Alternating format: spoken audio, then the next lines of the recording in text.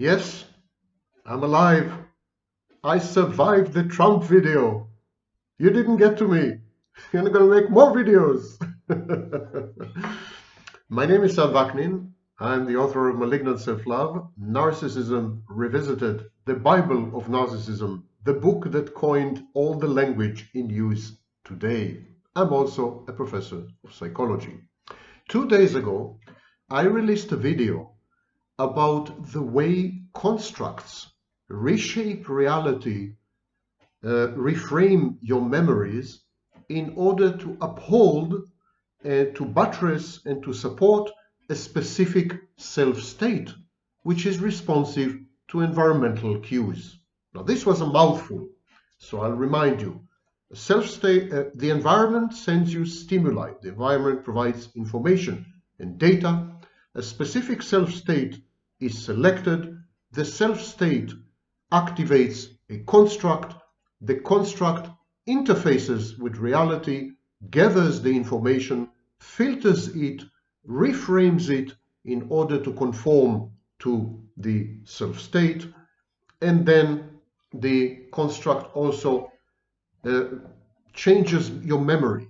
It kind of represses some memories, emphasizes other memories, creates a selective memory environment. So it alters the perception of reality, it alters your memories, and then it induces in you behaviors that tend to uphold the self-state. This is done via introjects. The introjects are internal voices in your head that send out a stream of automatic thoughts. The constructs activate, trigger specific introjects. Then the automatic thoughts shape your behavior, and you create in the environment, to generate specific outcomes. Your behavior has consequences. And these outcomes or consequences tend to support, to uphold, to prove right the self-state and its associated constellation of constructs. I recommend that you watch that video. There's a lot more there. It's a 1-hour video, one of my shortest. But many of you have written to me to ask, can you give us an example? Can you give us an example of how this works in reality? So today I'm going to do exactly this. You are warned. Today I'm going to discuss how this mechanism works with people pleasers and with children, adults who had been parentified as children. And so these people have specific automatic thoughts. These automatic thoughts are at the core of the identity of people pleasers and formerly parentified children. What are these automatic thoughts? Well, here they are. Number one, my happiness is always at someone else's expense. I call it the zero-sum automatic thought. If you are happy, someone else is unhappy. Your happiness is someone else's sacrifice. Your contentment, your joy, your cheer is someone else's distress or burden.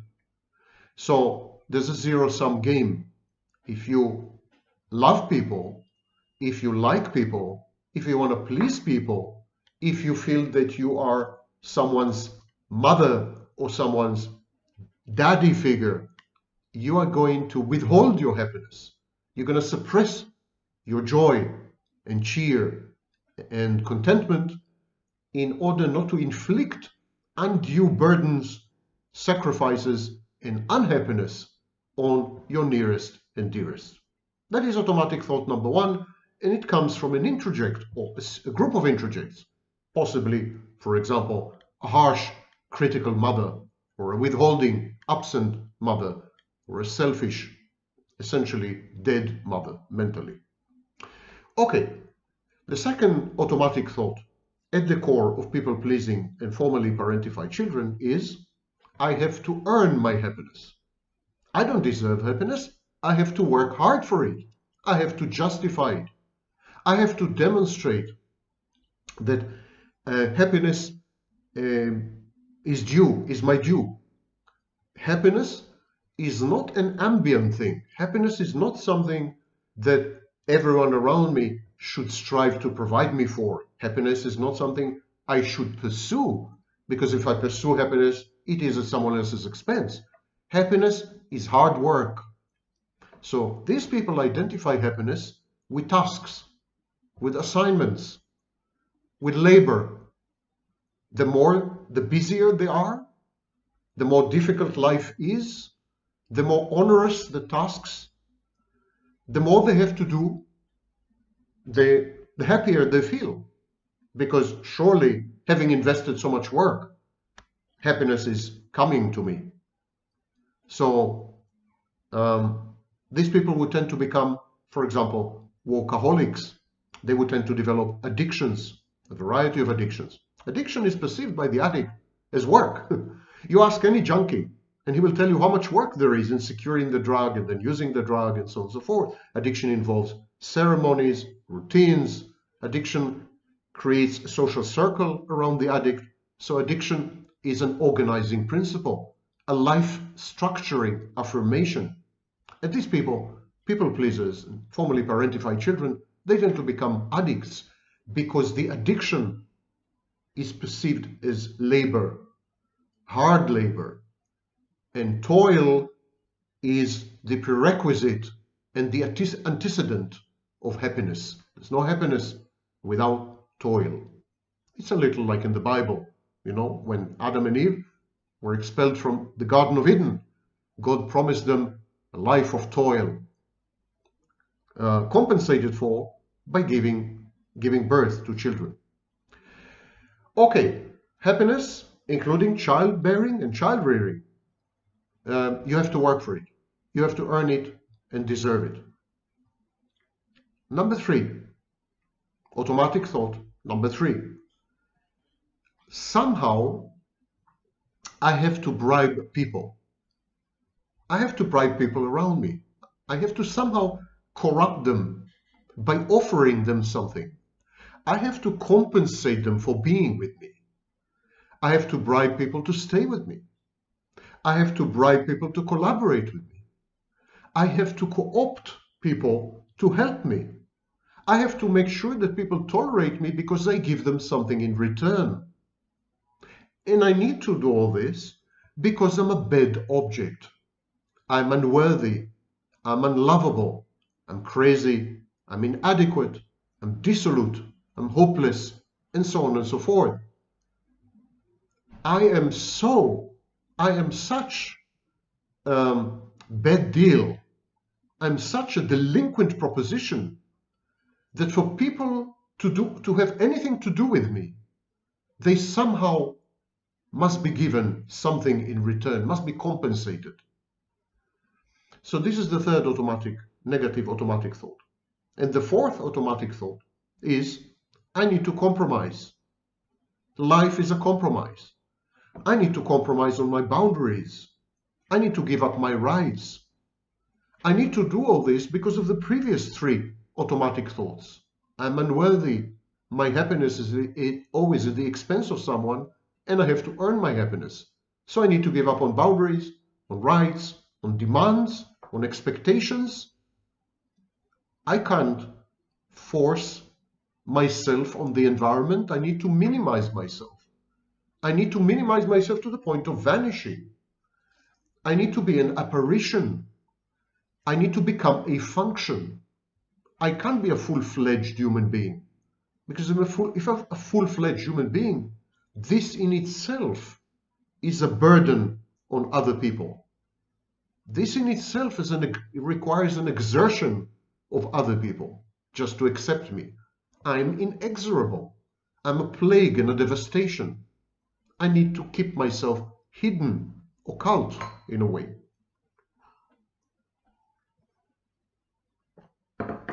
These are the automatic thoughts at the core of people-pleasing, at the core of formerly parentified children.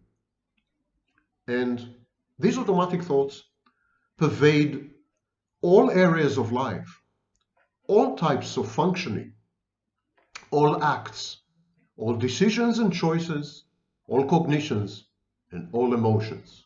In sex, for example, someone with this mindset would allow her partner to do anything to her, even a casual partner, even a total stranger. She would have no boundaries. She would let him do anything he pleases. She would not dare say no, because in her mind she has no right to say no. If she were to say no, she would make the partner angry justifiably. She would deserve punishment because she's a bad object. So she would succumb to unwanted sex with an undesirable partner, because that's just the way it is. She doesn't deserve any better. She has no rights. She doesn't have even the right to impose a boundary. It's nice of him to just be with her and give her some attention. And this is in sex. In the family, such a person would be a doormat. She would cater to the needs of others to the point of self-depletion and utter exhaustion. She would sacrifice her health, physical and mental, just to guarantee harmony, consensus. These people are conflict averse. These automatic thoughts are co-opted by the constructs. The constructs within these people, the construct inherent in these people, they activate, they trigger specific introjects. For example, the harsh mommy introject, or the rejecting absent daddy introject, or the critical teacher introject. So the constructs in these people, the constructs within these people, they would trigger specific introjects. And these introjects will spew out, will generate the aforementioned four automatic thoughts. So the constructs activate the introjects. The introjects begin to generate automatic thoughts. Your happiness is at someone else's expense. You have to earn your happiness. You don't deserve it. You have to bribe people to stay with you, collaborate with you, help you, or tolerate you, and you need to compromise on your boundaries and rights. These are the automatic thoughts. The constructs latch onto these automatic thoughts, appropriate them, snatch them, and they use them to manipulate the environment, the behavior. They use these automatic thoughts generated by the introjects. The constructs use them to manipulate or affect the behaviors of the people pleaser and the formerly parentified child. People pleasing and formerly parentified child, these are the self states. So the people pleaser has a people pleasing self state, which then uses a group of constructs, which then activate specific introjects, which then generate the automatic thoughts, which then affect the behaviors of the people pleaser and the formerly parentified child. I hope it's a bit clearer now. You can apply it to every situation and every person you've ever met. This is a universal model, a self-state responsive to the environment, a self-state responsive to circumstances, a self-state responsive to other people. This self-state selects constructs. Constructs are ways of organizing the world. Constructs are ways of imbuing the world with sense and meaning, interpreting the world, explaining what's happening. So the constructs falsify memory, reframe memory, and they also suppress lots of information that conflicts with the self-state, challenges the self-state, will be filtered out. The construct is like a membrane. And then these constructs would affect your behavior, affect the behavior of these people to conform to the self-state. They do this by activating introjects and flooding the subject, flooding the person with automatic thoughts. Automatic thoughts affect behavior, behavior affects reality, Reality conforms to the self state. Everyone is happy. There's no dissonance, no conflict, no anxiety. This is how things work. So next time you come across a people pleaser, next time you come across a promiscuous person who can't say no, next time you come across someone who has been parentified as a child and insists on being your mother or your father because that's the only thing they know how to do. Next time you come across these people, realize that these are self-states. They have other self-states. When they are in the people-pleasing self-state, the promiscuous never say no self-state, the